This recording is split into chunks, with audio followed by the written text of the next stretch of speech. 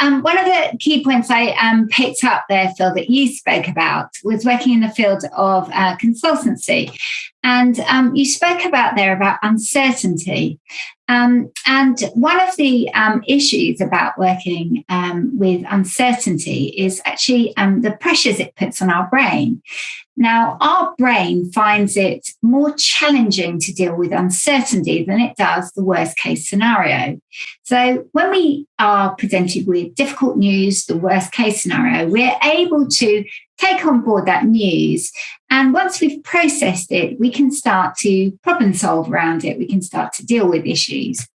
But when we're dealing with uncertainty, part of our brain, known as the amygdala, that's our brain's natural alarm center, it goes into overdrive and it releases cortisol, which is our neurotransmitter, which is involved in our survival mechanism.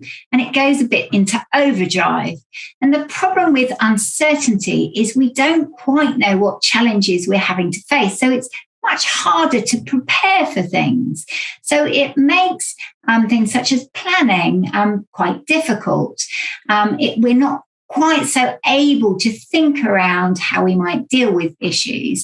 And so our brain goes a bit more into hypervigilance, and we find things much more challenging.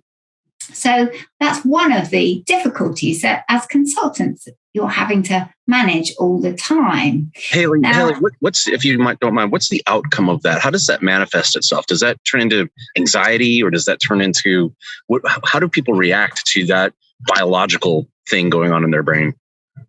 Well, essentially, it's more commonly known as stress, but it can manifest in a whole range of different ways. So some people might become quite irritable and snappy. Other people might become quite introverted. So they might shut down quite a bit. They might stop communicating with people around them. Other people might become quite angry. So it can manifest in a whole range of different ways. It can have quite a physical effects on our body. So we do know that it can be physically very detrimental to our physical health as well as our mental health. So there are lots of different ways in which it can start to manifest. And we just need to start to become aware of that.